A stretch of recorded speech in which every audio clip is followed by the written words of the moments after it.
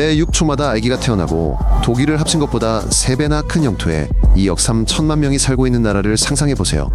2050년에는 미국보다 인구가 많아져 나이지리아는 인도와 중국에 이어 세계에서 3번째로 인구가 많은 나라가 될 것입니다.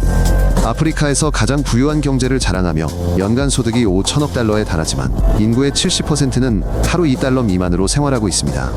하루 200만 배럴의 석유를 생산하고 할리우드보다 더 많은 영화를 제작하며 아프리카의 다른 모든 국가를 합친 것보다 더 많은 암호화폐 거래를 하는 나라입니다. 1958년 지질학자들이 지하에 막대한 석유 매장량을 발견했을 때 모두가 나이지리아가 아랍 국가들처럼 곧 부유해질 것이라고 생각했습니다. 지난 60년 동안 6천억 달러 상당의 석유가 땅에서 뽑아 올려졌지만 일반 사람들은 단 한 푼도 받지 못했습니다. 그 돈은 모두 정치인과 장군들의 몫이었습니다. 번영 대신 석유는 유전을 둘러싼 유혈 전쟁 도처에 만연한 뇌물 그리고 유가가 10%만 떨어져도 무너지는 경제를 가져왔습니다. 석유 가격이 떨어지면 기근이 나라를 휩쓸고 병원과 학교는 문을 닫고 식량 가격은 폭등하여 사람들은 저녁 식사로 쌀 한 그릇조차 살 수 없게 됩니다. 3천만 명이 거주하는 강삼각주 지역에서는 지난 50년 동안 7천 건의 기름 유출 사고가 발생했습니다. 사흘에 한 번꼴로 새로운 환경 재앙이 벌어지는 셈입니다. 검은 기름 찌꺼기는 벨기에 크기만한 지역을 뒤덮었고 사람들이 식수로 사용하던 강물을 오염시켰으며 수세기 동안 마을 전체의 식량이었던 물고기들을 모두 죽였습니다. 아기들은 기형과 폐 질환을 안고 태어나고 어른들은 40세에 암과 중독으로 사망하며 깨끗한 물은 수백 킬로미터 떨어진 곳에서 끌어와야 합니다. 석유 기업들은 20년 전 오염을 정화하겠다고 약속했지만 공무원들에게 뇌물을 주고 아무도 강제하지 않기 때문에 아무런 조치도 취하지 않았습니다. 2009 영광신도 집단이 테러 군대를 조직하고 서구식 교육은 신에 대한 죄악이며 피로 씻어내야 한다고 선언했습니다. 15년이 넘는 기간 동안 이들은 35만 명을 살해하고 수천 개의 학교와 마을을 불태웠으며 500만 명을 난민 캠프로 내몰았습니다. 그들의 가장 잔혹한 범죄는 2014년에 발생했는데 밤에 학교에 난입하여 교실에서 여학생 276명을 납치한 것입니다. 절반은 아직 찾지 못했습니다. 일부는 감금 중에 질병과 고문으로 사망했고 다른 일부는 테러리스트의 아이를 낳아 탈출할 수 없는 정글에서 살아가고 있습니다. 군대는 무력합니다. 무장 세력은 탱크와 유탄 발사기를 가지고 광활한 숲속에 숨어있고 군인들은 장비도 없고 적은 급여를 받고 목숨을 걸고 싸울 의지도 없기 때문입니다. 납치는 사업으로 변질되어 갱단에게 수억 달러의 수익을 안겨주고 있습니다. 매일 50명이 실종되고 그 가족들은 몸값 요구를 받습니다. 작년 한 해에만 5천 명의 학생들이 납치되었는데 부모들은 자녀를 살려두기 위해 집과 차를 팔겠다고 했습니다. 몸값은 최소 5천 달러부터 시작합니다. 몸값을 지불할 수 없는 아이들은 농장에서 노예로 팔려가거나 협박을 목적으로 카메라 앞에서 살해당합니다. 경찰은 돈을 받고 구조 계획을 갱단에게 누설하기 때문에 부유층은 기관총으로 무장한 사설 경호원을 고용하여 아이들을 학교를 포함한 모든 곳에 호위합니다. 1967년 나이지리아 남동부는 비아프라라는 독립공화국을 선포했고 정부군은 비아프라를 말살하기 위한 전쟁을 시작했습니다. 정부군은 비아프라를 포위하고 도로 항구공항을 봉쇄하여 빵의약 품목이 반입을 차단했습니다. 3년간의 봉쇄 기간 동안 200만 명이 기아로 사망했는데 희생자의 대부분은 어린이였습니다. 뼈만 남은 듯 마른 아기들의 사진은 전 세계에 충격을 주었습니다. 비아프라는 1970년에 항복했지만 오늘날까지도 그 지역 사람들은 당시의 봉쇄를 기억하며 자신들이 국가로서 말살 표적이 되었다고 믿고 있습니다. 이 나라는 보이지 않는 국경으로 양분되어 있습니다. 북쪽에는 무슬림이, 남쪽에는 기독교인이 살고 있으며 매년 양측 간에 유혈 사태가 끊이지 않습니다.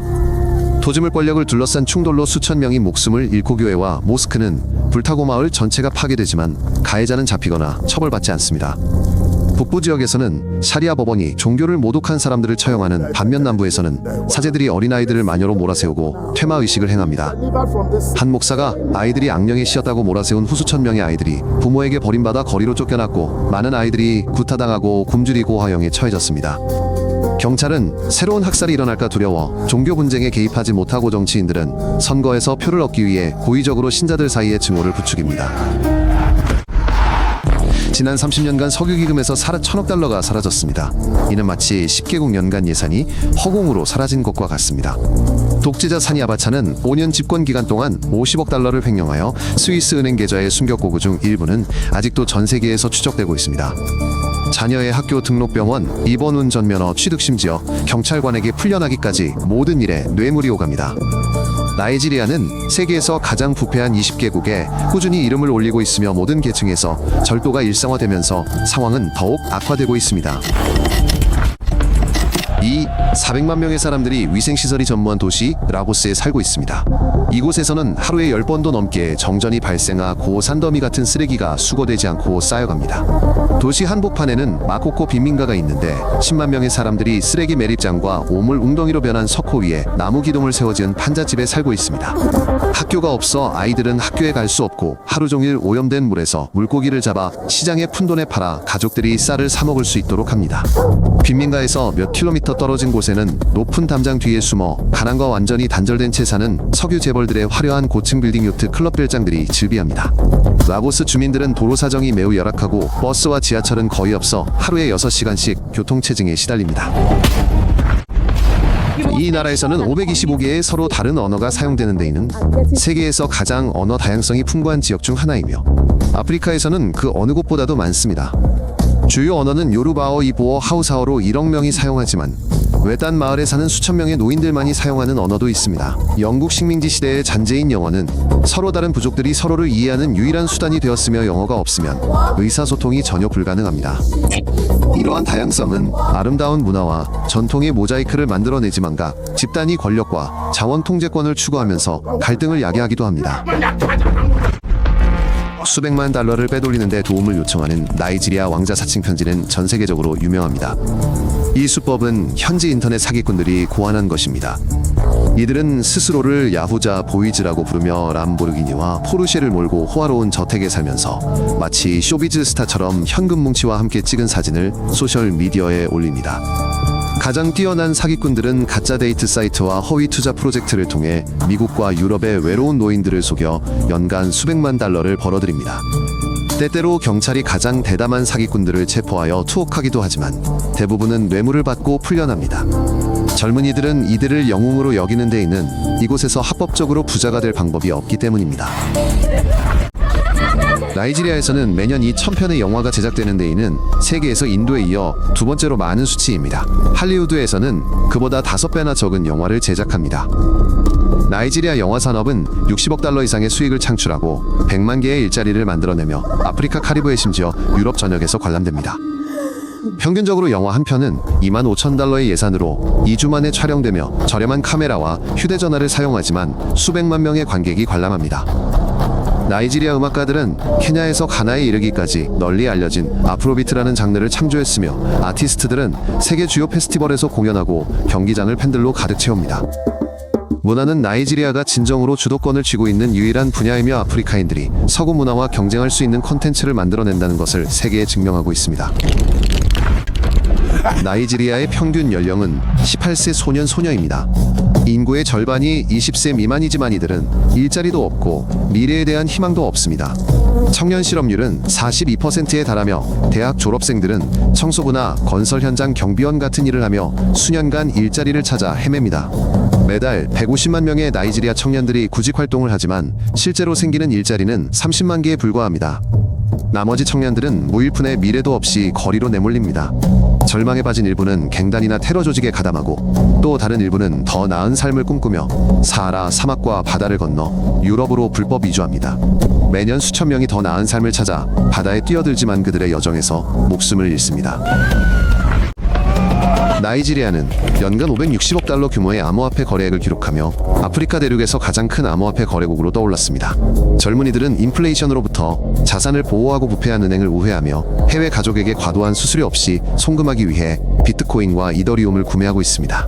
수십 개의 기술 스타트업들이 수십억 달러의 투자를 유치하여 송금 음식 배달 온라인 교육 앱을 개발하고 라고스에서 활발하게 활동하고 있습니다. 나이지리아 프로그래머들은 서구 기업에서 원격으로 근무하며 달러로 급여를 받고 있어 재능 있는 인재들이 빈곤에서 벗어날 수 있는 절호의 기회를 얻고 있습니다. 매년 35만 헥타르의 숲이 사라지고 있습니다. 이는 유럽 중소 국가 전체 면적에 해당하는 규모가 10년 만에 사라진 것입니다. 수세기 동안 4개국사 1,000만 명의 삶을 지탱해 주었던 차드 호수는 기후 변화로 인해 60년 만에 95%가 말라붙었습니다. 이제 농부와 목축업자들은 남은 물을 차지하기 위해 서로 싸우고 있으며 매년 수천 명의 사람들과 마을 전체가 이러한 충돌로 목숨을 잃고 있습니다. 정치인들은 석유 자원을 나눠 가는 데만 급급하여 기후와 환경 문제를 외면하고 있고 그 결과 광활한 땅이 영구적으로 사람이 살 수 없는 곳으로 변해가고 있습니다. 2050년에는 이곳에 4억 명의 인구가 살게 될 것입니다. 이는 현재 유럽연합 전체 인구를 합친 것보다 더 많은 수입니다. 부패, 교육, 고용 문제 등이 해결되지 않는다면 미래가 없는 이 4억 명의 젊은이들은 전 세계적인 이주와 분쟁의 물결을 일으킬 것입니다. 하지만 나이지리아가 젊은이들의 엄청난 잠재력 문화적 영향력 그리고 천연 자원을 제대로 활용한다면 아프리카 전체의 발전을 이끄는 원동력이 될 수 있습니다. 아프리카 전체의 미래는 이 나라의 선택에 달려 있습니다. 아프리카 인구 5명 중 1명이 이곳에 살고 있으며 그들의 투표는 결정적인 역할을 할 것이기 때문입니다. 이 내용이 흥미로웠다면 구독 버튼을 눌러 새로운 에피소드를 놓치지 마세요. 저희는 모든 내용을 간결하고 명확하게 전달합니다.